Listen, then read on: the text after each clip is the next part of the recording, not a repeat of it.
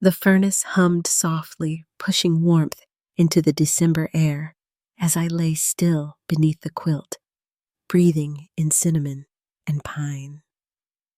Christmas had always carried this scent in our family home, no matter how thin the budget, no matter how many sacrifices I'd made to keep the season magical.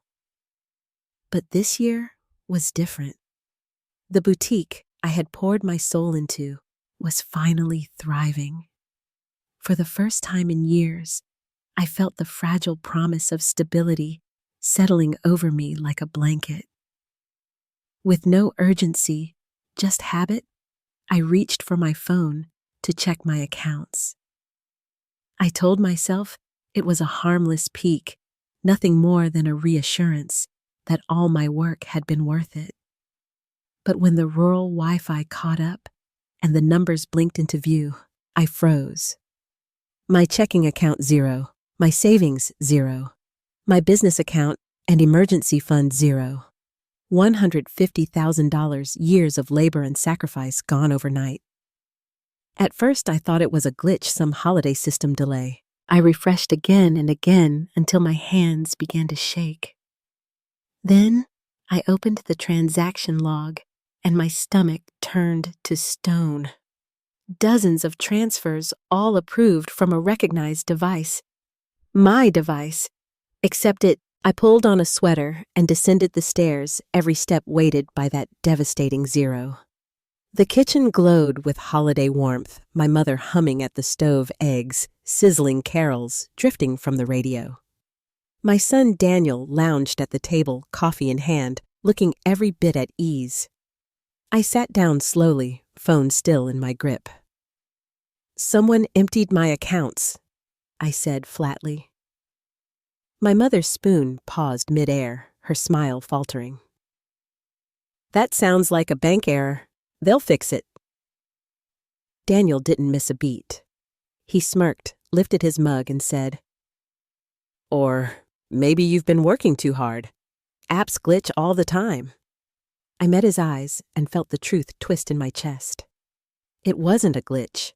The transfers came from inside this house. I waited, but he didn't flinch. Instead, he leaned back, his words slicing through me. "My wife needs it more." Beside him, Claire.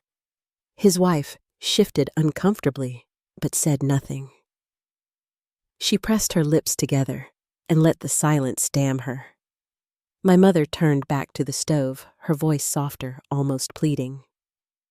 "Lydia, it's Christmas. Don't let stress ruin today. You'll sort it out after the holiday." But I knew better. This wasn't new. This wasn't sudden.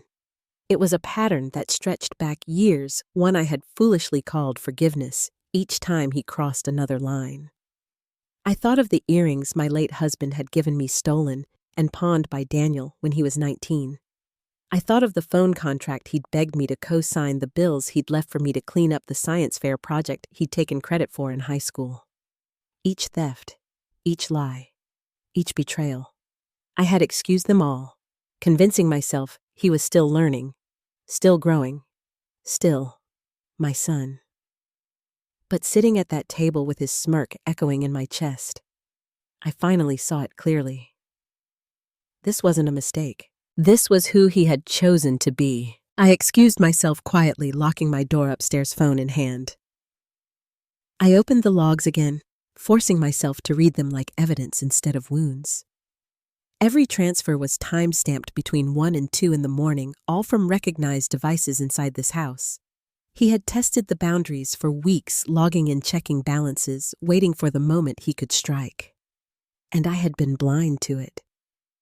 I called Victor, the only person I trusted with secrets like this, my attorney, my quiet anchor when the business world felt overwhelming. He listened without interruption, then said calmly, "Don't confront him again. Document everything. Back it up twice. If he's bold enough to say it to your face, he won't stop unless you make it impossible for him to hide." Following his advice, I checked my laptop. Something felt off. The power cord was plugged into the side with the faulty port I never used. I pulled it free and found a small silver USB drive wedged behind it, faintly smudged with lipstick that wasn't mine. My hands trembled as I inserted it into my backup computer. The folders appeared empty, but the metadata told the truth, created at 1:34 a.m., modified 2 minutes later on my device in my home. Screenshots captured encrypted, stored safely.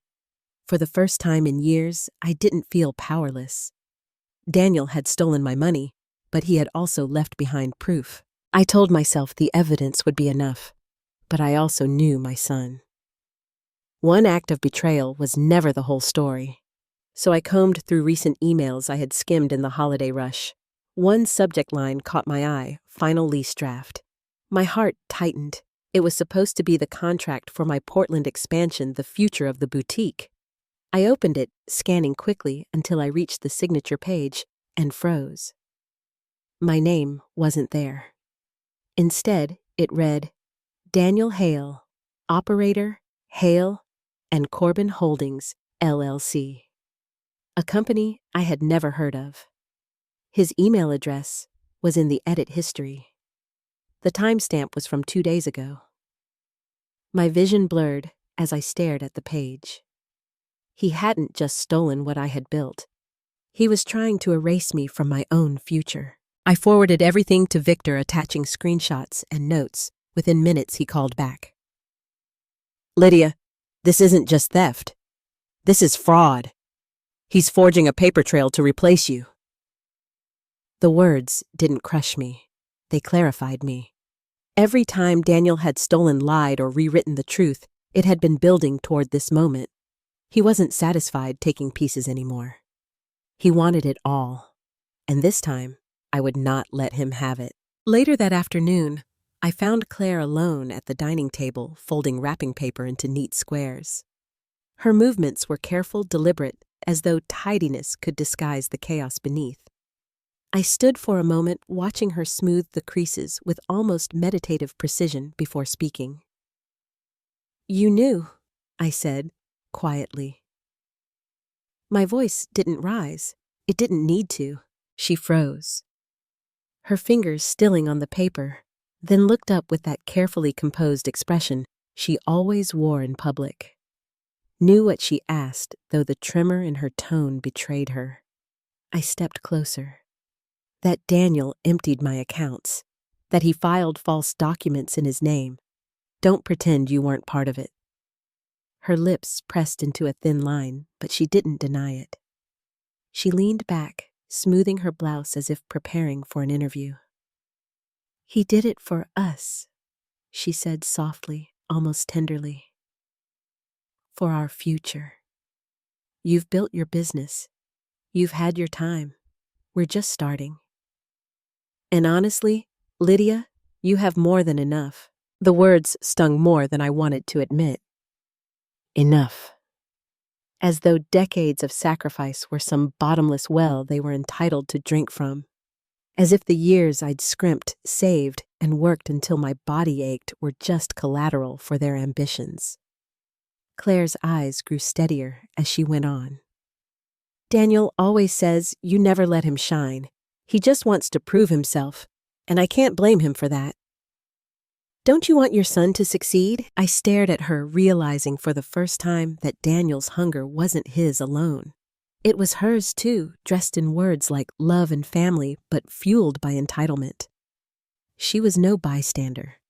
She was the partner he'd been waiting for, the voice that reinforced his excuses, the one who gave his greed a home. Without answering, I turned and walked away. My steps measured my silence, deliberate.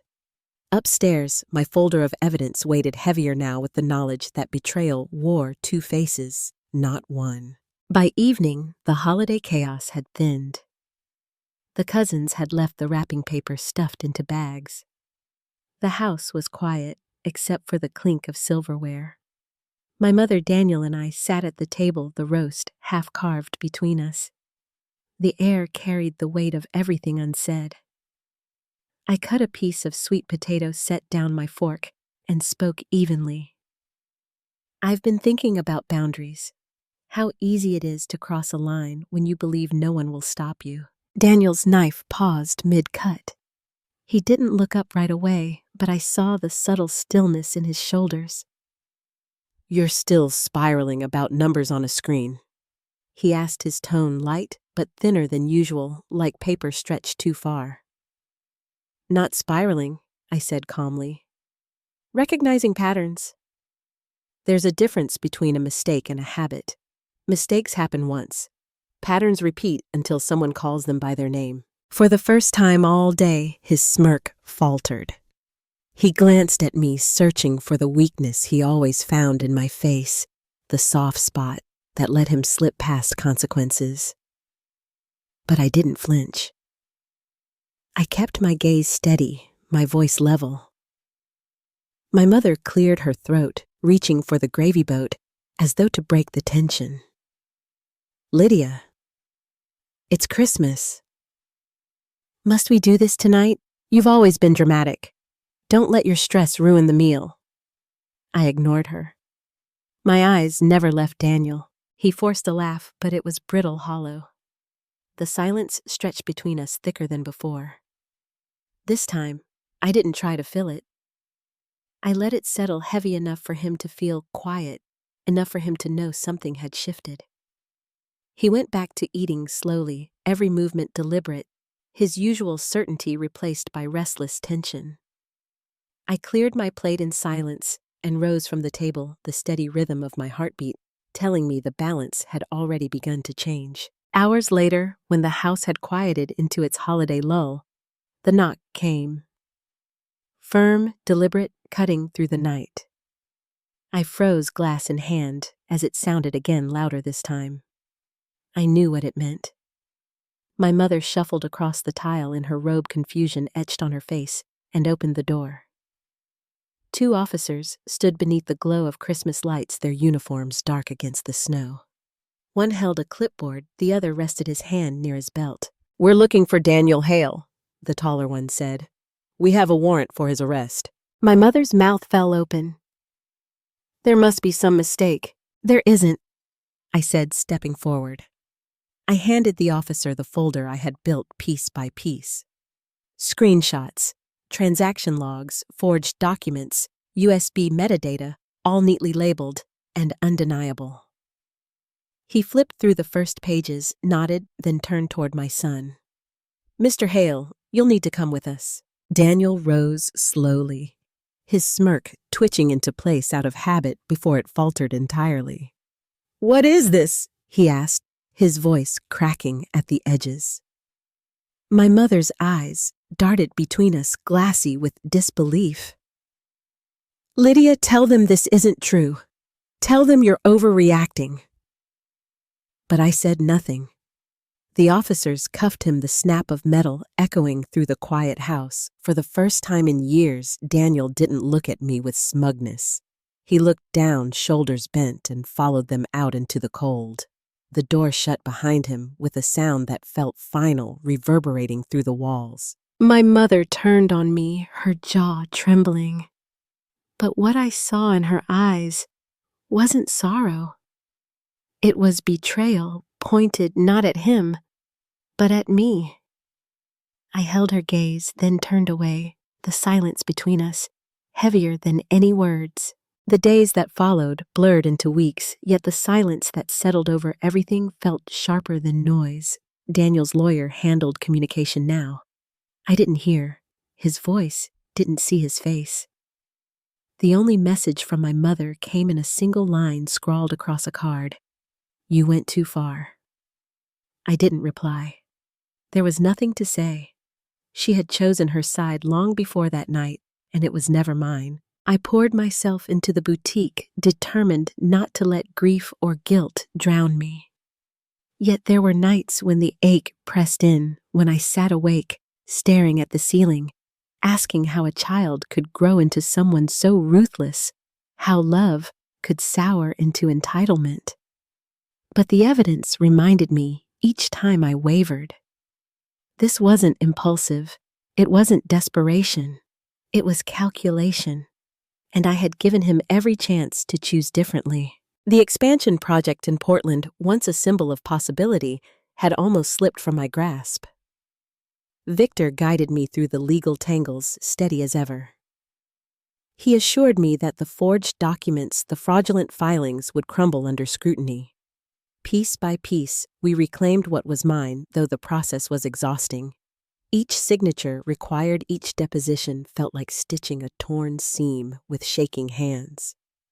Yet with every step, I grew steadier. The fear that had once held me hostage transformed into resolve. One morning in late January, I walked through the space that would become the new boutique. The air smelled of fresh paint and cedar, bright and clean. Sunlight caught on the empty shelves, and for the first time, I saw not just survival, but promise. I lingered there longer than necessary, breathing, in the quiet, imagining customers wandering between displays, laughter filling the air instead of suspicion. It was mine, untouched, unstolen. Still, I couldn't shake the weight of my mother's silence. Growing up, I had always been the one to steady her when storms hit. My father had passed early, and she leaned on me for errands, bills, the small comforts of daily life. I never resented it. I thought it was love. But now, after everything, she turned her gaze from what Daniel had done and focused her disappointment on me, as though protecting myself. Protecting what I had built was the real betrayal. That wound cut deeper than I expected. I remembered the years when I excused Daniel's lies, the earrings, the unpaid bills, the science fair project.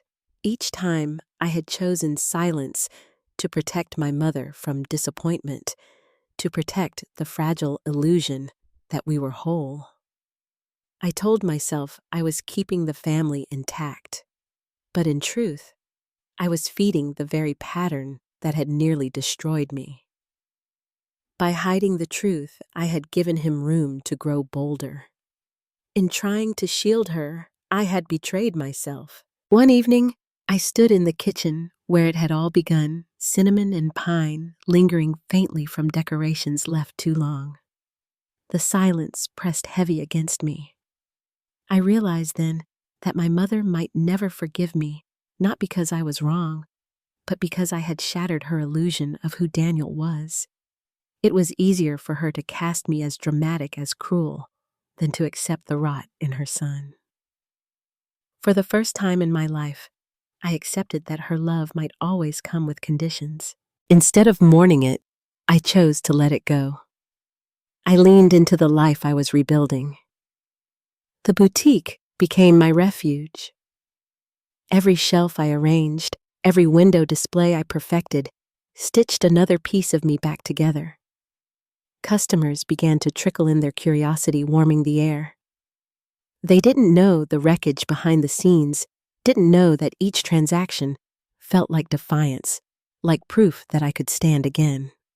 Their smiles, their casual conversations reminded me that life moved forward even when family fractured. On a quiet Sunday, I unlocked the new store early. The city was still stretching awake, streets empty, sky pale with morning. I flipped the sign to open without ceremony. No relatives gathered, no speeches, no photos, just me. Behind the counter in a small frame hung a scrap of my late husband's handwriting. He had scrawled it years ago on the back of a grocery list, words I had carried in my wallet ever since. "You don't have to shout to be powerful." I traced the glass with my finger, letting the words steady me. For years, I thought power meant bending, sacrificing, giving, until there was nothing left. Daniel had mistaken that sacrifice as weakness, and Claire had called it abundance I owed them. But true strength wasn't about surrendering. It was about knowing where to stop. It was about saying no when everyone expected you to stay quiet. That morning, as I walked the boutique floor, adjusting displays and straightening racks, I felt a peace I hadn't known in years. The losses still hurt. The betrayal still echoed. But the silence that filled the store wasn't heavy anymore. It was freedom. Winter slowly gave way to early spring, and with it came the first real sense of distance between me and the wreckage Daniel had left behind. Court hearings moved forward, the forged documents shredded under scrutiny, and the accounts, though emptied, were legally secured for restitution. I didn't cling to the outcome. Whether repayment ever came or not, I knew what mattered most. He couldn't erase me. He couldn't write his name over mine. I kept working quietly, shaping the boutique into something that reflected not only survival, but dignity. Customers returned, some loyal, some new, and every time someone left smiling with a bag in hand, I felt a piece of myself knit back together. For the first time in years, I didn't wonder if I was enough. I didn't look for validation from my mother or from the son who thought love meant endless forgiveness. I understood now that respect cannot be bought and it cannot be begged. It is given freely, or it isn't there at all. There were nights when I thought about Claire, about the way she had said, "You've had your time." I wondered if she still believed those words as she sat in silence while Daniel faced the consequences of choices they had both made. Perhaps she still told herself the lie that this was all my fault. Perhaps she still believed I had gone too far. But her voice no longer carried weight in my world. The chorus of excuses that once drowned me had quieted, replaced by my own certainty. My mother never visited the new boutique. She didn't come to see the shelves stocked with promise or the sunlight spilling across the cedar floors. In her eyes, I remained the one who had destroyed Christmas, the one who had chosen justice over family. It hurt, but the hurt no longer consumed me. I stopped trying to change her mind, stopped bending myself into shapes that would never be enough. I learned that sometimes love comes laced with conditions you can never meet, and the only way forward is to stop reaching for it. The night of the grand opening, I locked up alone. I walked the store one last time, touching the counters, straightening a display, adjusting the frame that held my husband's words. "You don't have to shout to be powerful." They glowed softly in the lamplight, a reminder of everything I had